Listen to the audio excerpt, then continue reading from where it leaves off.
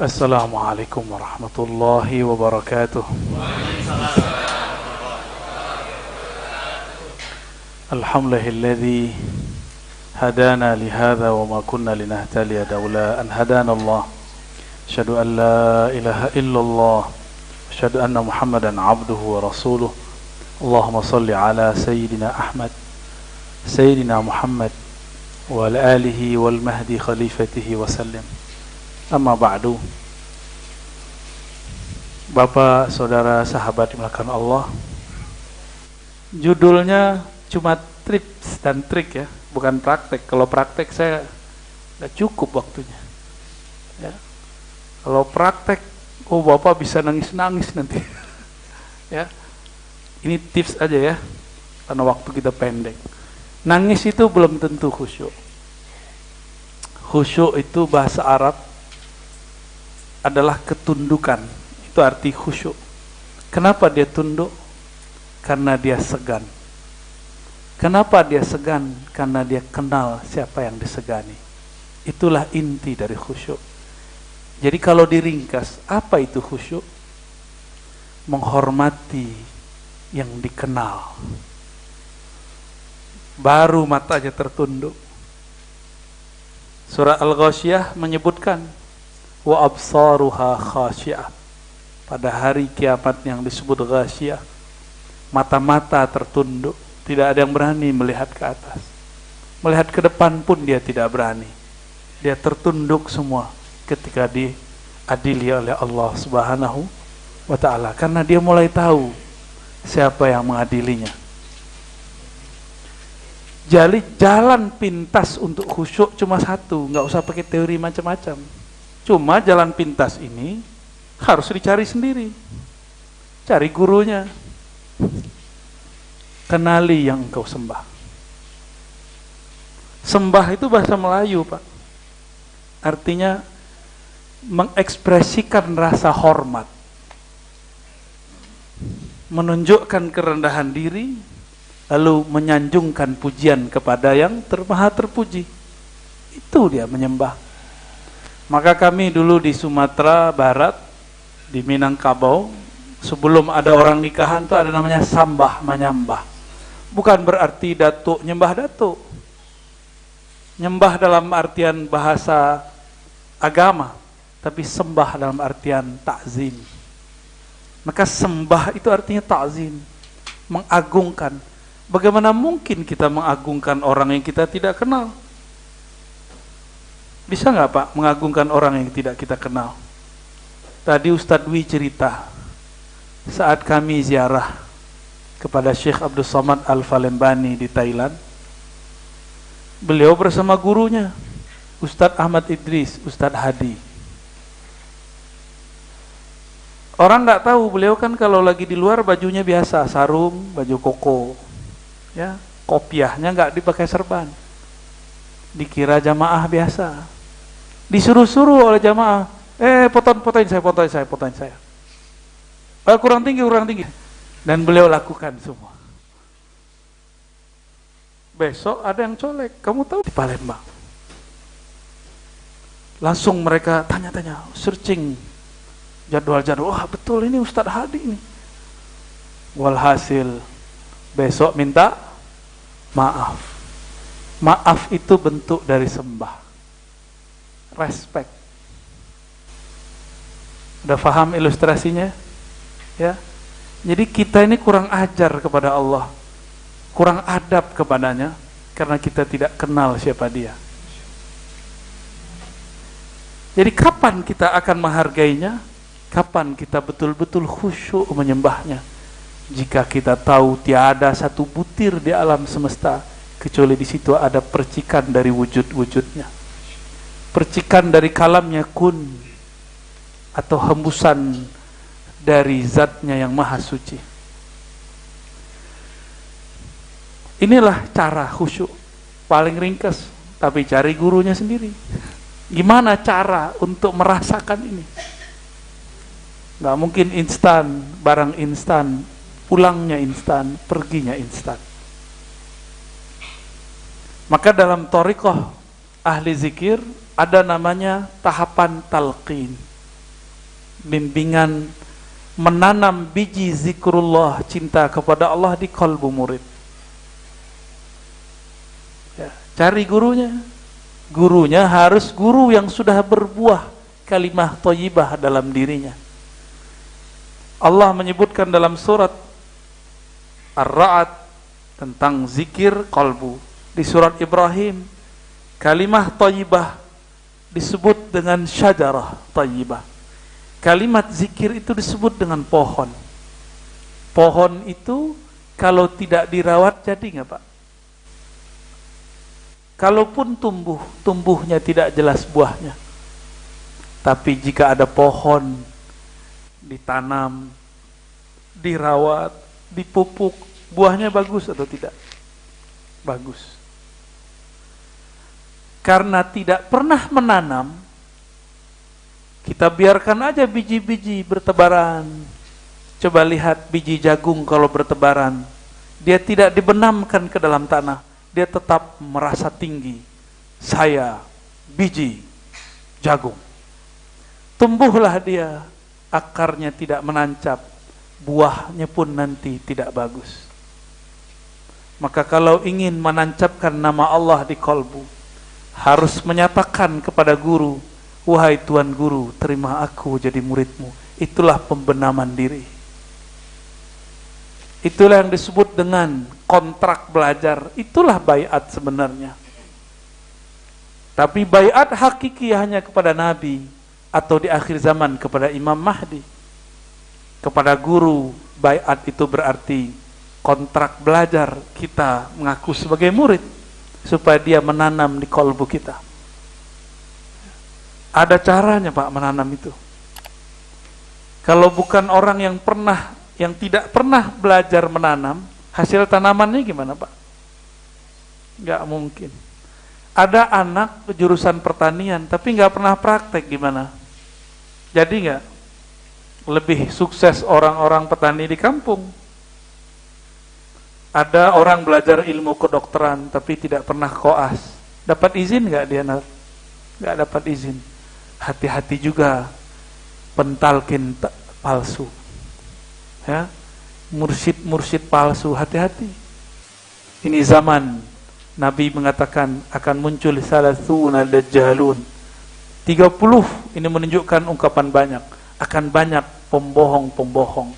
Sebelum muncul nanti ad-dajjal al-kabir, dajjal yang sebenarnya yang disebut al-masih, ad-dajjal. Jamaah yang menekan Allah, jadi apa jalan pintas untuk khusyuk? Kenali yang disembah. Kalau kita kenalan, yang pertama kita kenali apa? Kenalan nih Pak. Pertama kenalan apa? Nanya duitnya, kerjaannya, nama. Apa langsung alamatnya? Apa langsung? Kamu jomblo apa sendiri? Sama, jomblo sama sendiri. Gak mungkin. Itu sifat, itu karakter, itu ciri-ciri, itu detail. Yang pertama kita kenal adalah nama. Orang yang paling kita respect kalau dia mengenalkan dirinya dulu, baru dia menanya namanya. Saya fulan, siapakah nama Anda? Siapakah nama antum? Siapakah nama Bapak? Tapi kalau dia bilang, kamu tahu nggak saya? Kira-kira gimana Pak? Bapak nanya ke saya, Ustaz, Buya, Syekh, Dokter, terserah deh, manggil apa ya? Arazi, tahu nggak siapa saya? Kira-kira saya jawabnya gimana? Emang gue pikirin? Ya, nggak penting. Maka kita datang kepada Allah sebagai hamba, kenalkan diri, ya Allah, ana abduka. Maka memulai mengenal Allah itu, mulai dulu sebut diri kita sebagai hambanya. Maka jalan kepada Allah adalah mengenal dari Asmaul Husna yang 99 itu, kita hamba yang mana, sifat yang mana yang cocok untuk kita. Allah kan satu esa, tapi sifatnya beragam. Kita misalnya nih, hamba yang gampang berbagi, Karim, Abdul, karim. Sering dapat musibah, abdus sabur. Nggak ada yang mau pilih kayaknya. Maunya abdus syukur ya. Abdus syukur aja deh gitu. Apa karakter kita yang membuat kita tersentuh kepada Allah? Terkadang Allah ganti-ganti. Kalau lagi susah hidup, maka namanya Razzaq, ini lebih mengena. Jika lagi sakit, maka namanya Ya Syafi, Syafi, Maha Penyembuh. Jika kita berkekurangan, kita baca Kafi. Itu yang dibaca oleh tuan guru kita dari dulu ya. Ya Kafi. Dibid'ahin nama kawan kita sekarang ya. Benar. Emang itu bid'ah. Orang udah menikmati, dia masih mikir aja bid'ah ya. Kita sudah asik, ya Allah ya Kafi. Dia masih mikir, beda nih sampingnya, beda. Betapa kerasnya hati orang ini, karena dia tidak mengenal apa yang dibaca. Bagi dia kalau beda dengannya disebut bid'ah, beda dengannya disebut sesat. Kasihan orang begini, sempit sekali beragama. Padahal beragama itu luas. Orang semakin kuat agamanya, semakin luas pengetahuannya, semakin gampang untuk menghargai orang lain. Itu perkataan Imam Salafus Saleh Abu Hanifah. Orang yang man zada fiqhu, ya, qalla inkaruhu. Siapa yang nambah ilmunya, tambah fahamnya, sedikit inkarnya. Jadi kalau dibalik gimana?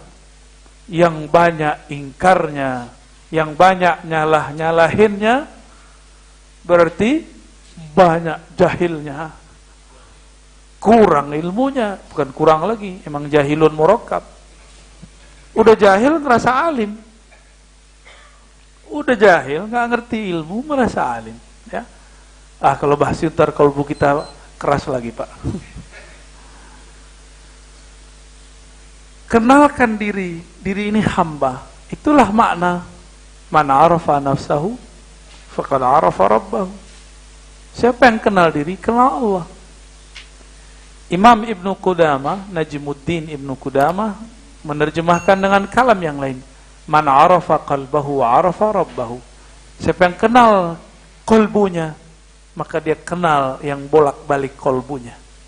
Jadi kenali dulu kolbu kita sukanya apa. Orang Wong Palembang itu sukanya cuka apa ya? Cuko. Iya. Tadi saya dapat kabar sebelum makan kapal itu loh. Kapal selam. Sakti bener orang Palembangnya. Kapal selam dimakan. Giginya ngancur-ancur. Ilmu debus apa itu ya? Itu minum cuko dulu katanya. Udah kayak orang dewa mabuk kayak blok. Tapi emang dahsyat itu. Bapak saudara yang makan Allah.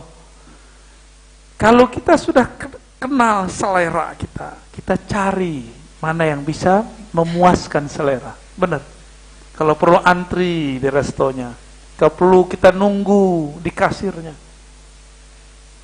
Begitu juga orang kalau sudah kenal selera kolbunya, maka dia nggak banyak ngomong, nggak banyak curhat, nggak banyak cerita. Dia langsung datang, katakan, saya pesan Pak. Langsung. Begitulah orang yang serius. Jangan banyak bicara, jangan banyak curhat. Kalau ingin belajar zikrullah, langsung temui gurunya, minta belajar zikrullah. Kalau curhat, banyak orang yang mau curhat. Semua orang pengen didengarkan curhat. Dan tempat curhat yang paling luas adalah Allah Subhanahu wa ta'ala. Curhatlah kepada Allah. Ya, sampaikan apa yang kita rasakan kepada Allah. Ya Allah, hatiku keras ya Allah. Bimbing aku bertemu orang yang bisa melembutkan hatiku. Katakan kepada Allah, itulah makna ya muqallibal qulub, tsabbit qalbi ala dinika wa ta'atik. Ya Allah yang membolak-bolak hati, tetapkan hatiku dalam taat, dalam agamamu, dan bagus dalam menjalankan syariatmu. Itu kalau diterjemahkan, ya Allah bimbing aku bertemu orang yang bisa merawat kalbuku. Sekarang enak Pak. Dulu kita belum ada YouTube. Sekarang Bapak tinggal pinter-pinter nonton YouTube. Jangan sebarang. Itu thorikot baru namanya, thorikot YouTubiah. Thorikot YouTubiah itu syekhnya macam-macam. Ada yang berijazah, ada yang tidak. Ya, harus benar-benar kenal ini orang sanad ilmunya kemana, ngajilah kepadanya. Lewat itu boleh. Tapi untuk zikir jangan diamalkan kecuali gurunya kita bisa temui. Ya, untuk zikir harus guru yang bisa ditemui. Kenapa? Karena nanti gurunya bisa mengarahkan zikir itu dengan kolbuna, bukan dengan akal. Kalau engkau zikir dengan akalmu, gila lah engkau. Kalau engkau zikir dengan kolbumu, waras, benar-benar waraslah engkau. Mereka lah yang disebut ulul albab. Makanannya akal tafakkur, makanannya kolbu tazakkur, makanannya akal memperhatikan alam, makanannya kolbu memperhatikan nama-nama yang menciptakan alam. Maka kolbu tempat menyebut namanya. Disinilah Allah menyimpan nama. Kapan Allah menyimpan namanya di kolbu kita? Setiap kali Bapak menyebut nama Allah di dalam kolbu. Itulah makna fazkuruni azkurkum. Sebut aku sebut kamu. Terjemahan bebasnya, tabunglah namaku. Kapan engkau menabung namaku? Saat engkau menyebut namaku. Satu kali di akhirat kelak, ya, disebutkan dalam dua riwayat Al-Baihaqi dan Tirmizi, ada seseorang yang berdosa, dosanya banyak. Saya pernah sebutkan ini dalam beberapa halaqah. Tapi ini penting di zaman sekarang. Karena orang mencari ilmu kemana-mana, tapi dia lupa inilah yang basic, inilah yang paling penting. Kita ini banyak dosa, benar Pak ya? Saya lebih banyak dosanya dari Bapak. Karena saya tahu saya melakukan. Saya tahu saya melanggar. Itu dosa saya lebih banyak. Maka saya malu kalau tangan saya dicium sebenarnya. Saya malu, kenapa ya Rob? Aku tahu aibku di sisimu. Mau nangis Pak sebenarnya dalam hati, walaupun saya tersenyum di wajah, tapi di batin saya sebenarnya menjerit. Ya Allah, yang tahu aibku Engkau. Betapa aku hina, aku dihormati orang, tapi di sisimu belum tentu aku dihormati. Kita ini banyak dosa. Lalu bagaimana caranya supaya dosa ini bisa dikalahkan? Ketika nanti ditimbang, timbangan dosa ini bisa kalah. Caranya cuma satu. Ambillah sesuatu yang bisa memberatkan kebaikan meskipun dia sedikit. Apa yang bisa memberatkan kebaikan? Kita undur azan ya, nanti langsung qomat, langsung sholat. Sepakat? Ya, sholat isya itu yang afdol, yang diakhirkan. Cuma ini jarang diamalkan. Yang ngamalin cuma orang-orang suluk. Itu pun dibid'ahkan oleh kawan. Belum pulang dia dari Timur Tengah, dia bilang, "Oi, bid'ah." Padahal dia tidak tahu bahwa itu ada di Sahih Bukhari, ada di Sahih Muslim. Salat yang afdal isya itu ketika bunyi 9, 10 itu paling afdal. Cuma syaratnya orangnya rame. Kira-kira kalau dipraktekkan di Palembang, di Musola Al-Ikhlas, jam 9 salat, kira-kira gimana? Tapi saya punya informasi penting. Ada yang pernah dengar Raden Jailani? Al-Falimbani. Tinggal di Bekasi dulu. Banyak muridnya di Jakarta. Bahkan pejabat pun tak terkira. Raden Jailani ini kalau sholat isya, khusus bulan Ramadan, itu jam 12 malam. Habis itu disambung sholat tarawih. Saya punya sahabat, tapi sudah tua juga. Ya. Tapi wajahnya muda. Orang sini, Dr. Muhammad Aqib, tapi tinggal di Jakarta. Dr. Muhammad Aqib, Kemas Muhammad Aqib.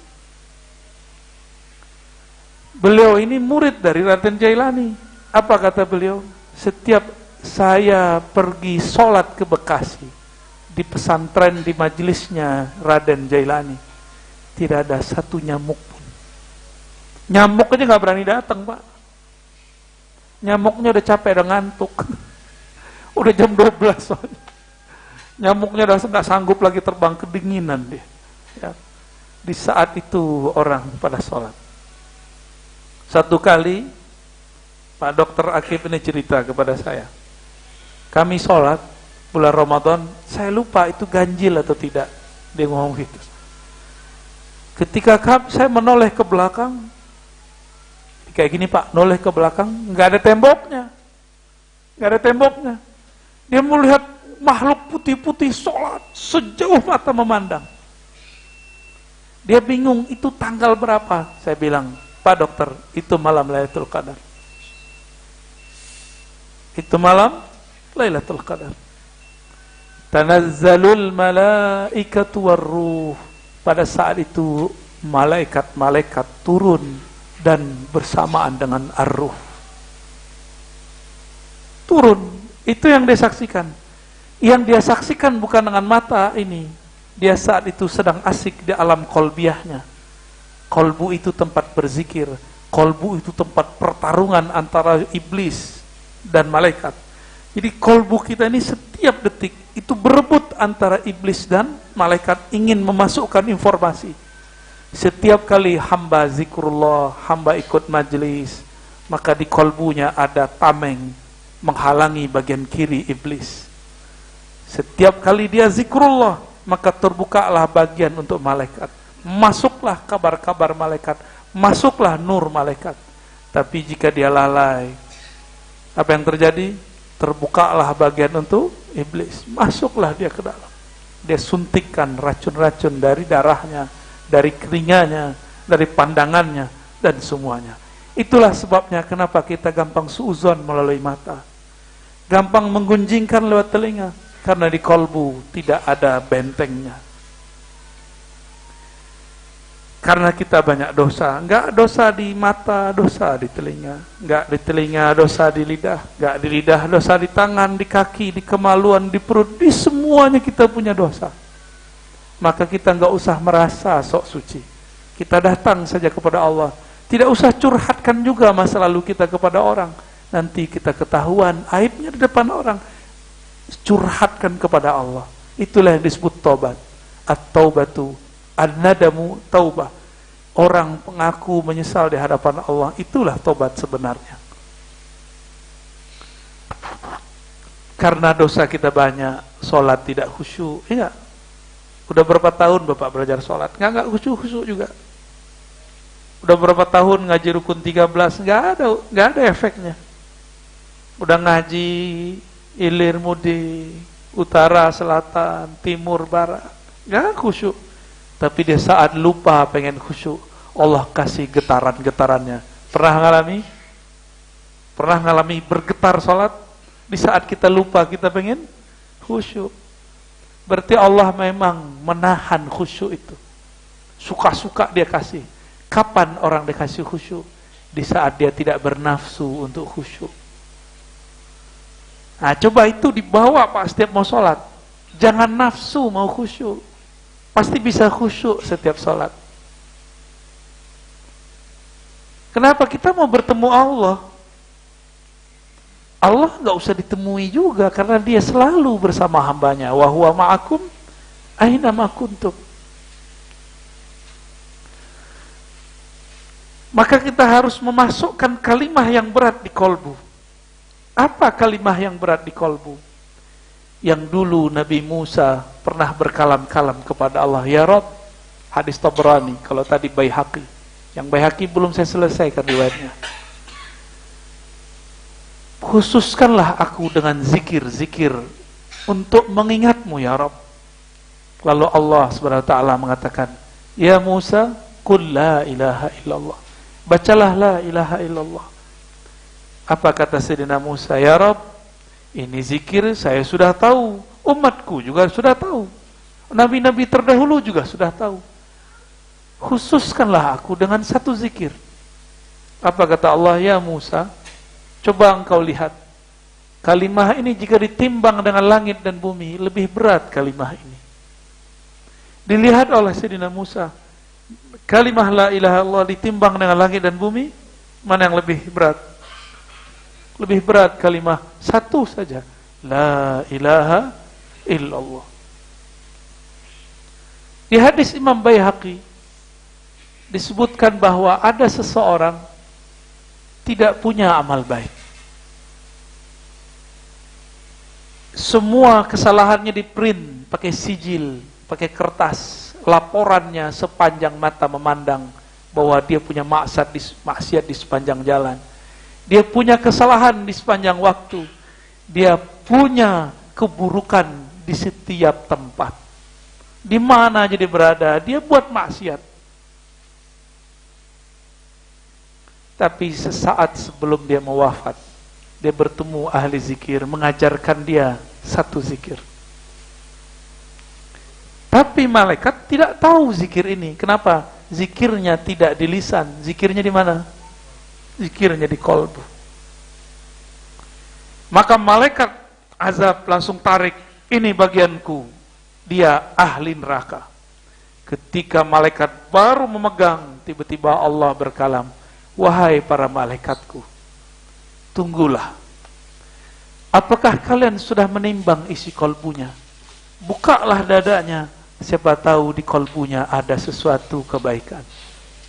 Inilah pembedahan dada yang dulu hanya terjadi pada baginda Nabi, sekarang terjadi di alam mahsyar. Dibedahlah itu dada. Ternyata jantungnya berdenyut, yang dibaca nama Allah.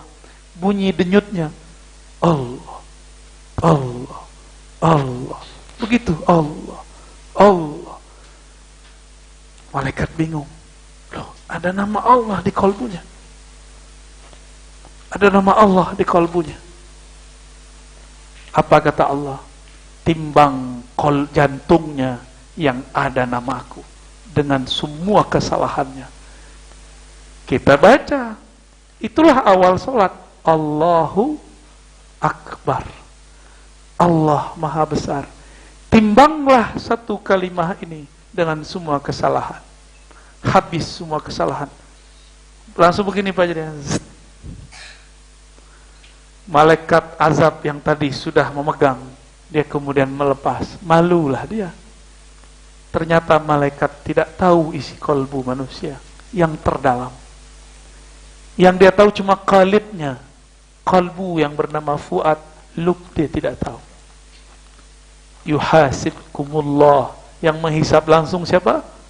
Allah. Nah, ilmu ini yang harus Bapak cari nih. Ilmu menyebut nama di dalam kolbu terdalam.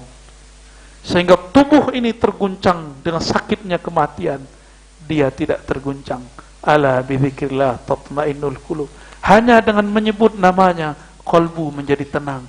Kolbu yang saat badan ini kesakitan, dia masih nyebut namanya. Allah, Allah.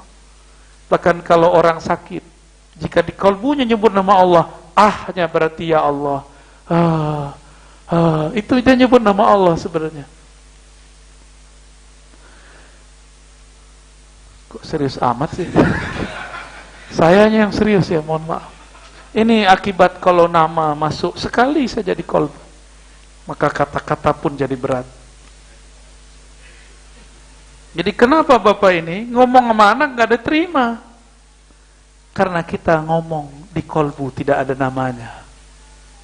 Maka kata-kata kita tidak berat, tidak berkualitas, masuk seperti angin, masuk seperti kapas, dia kalah. Tapi jika kita berbicara ada nama Allah di dalam nafas, itu masuk ke dalam jantung, masuk ke dalam kolbu, bahkan menyentuh sampai kepada fuad dan lub. Kalau zikirnya nyebut dengan ruhnya, maka jangankan ya bagian-bagian yang lain itu ya. Itu kalau orang zikir pakai ruh Pak, yang lain bisa lupa napas. Tapi itu nggak boleh sering-sering dipakai, itu berbahaya itu. Ini Sidi Musa sudah pernah melihat saya berkalam, tapi saya zikir dengan nafas. Itu hampir semuanya nggak napas, Pak. Pernah kejadian. Cuma waktu itu saya sedang tersinggung. Saya melawan tersinggung itu dengan zikrullah. Ternyata yang tersinggung saat itu bukan Ar-Razi, tapi guru-gurunya Ar-Razi. Bukan nafasnya agak berbeda. Jadi hembusan itu baunya bau zikrullah. Dan Allah itu akbar, wala zikrullahi akbar. Kecil semua jadinya yang lain. Kita aja jadi kecil, ya. Nah, inilah lebih kurang PR Bapak, ya. Karena depannya sholat itu Allahu Akbar, belajarlah ilmu, membesarkan Allah di dalam kalbu. Carilah mursyidnya, carilah gurunya, ya. Kok digantung? Ya iya dong, mana ada sumur mendatangi gayung, Pak. Yang ada orang nyari sumur, kecuali kita buat air bah di laut, ya. Banjir rob boleh, ada masanya ntar, ya. Lautnya yang datang ke Bapak ntar. Banjir kalimah. Udah ya. Udah jam 7, Pak. Jadi cara ringkas, saya nggak pakai teori-teori, Pak. Kenali yang disembah, sebut nama yang disembah. Jangan salah tempat menyebut, sebut dengan kolbu, bukan dengan akalmu. Ya, paham? Jadi kenapa orang salah belajar zikir? Karena si gurunya tidak dapat SK mengajar, nggak ada SIM, surat izin jadi mursyid. Akhirnya ngajarin murid untuk zikir kolbu, malah yang zikir akal. Pusinglah kepala murid. Bisa-bisa dia gila, bisa-bisa tambah stres, bisa-bisa ngomong-ngomong sendiri. Ya, itu bukanlah thariqah, bukanlah tasawuf, meskipun disematkan dan dituduhkan selalu kepada sufi. Ya, lebih kurang itu, Pak, jalan ringkas menuju khusyuk. Wallahu a'lam bishawab. Ya.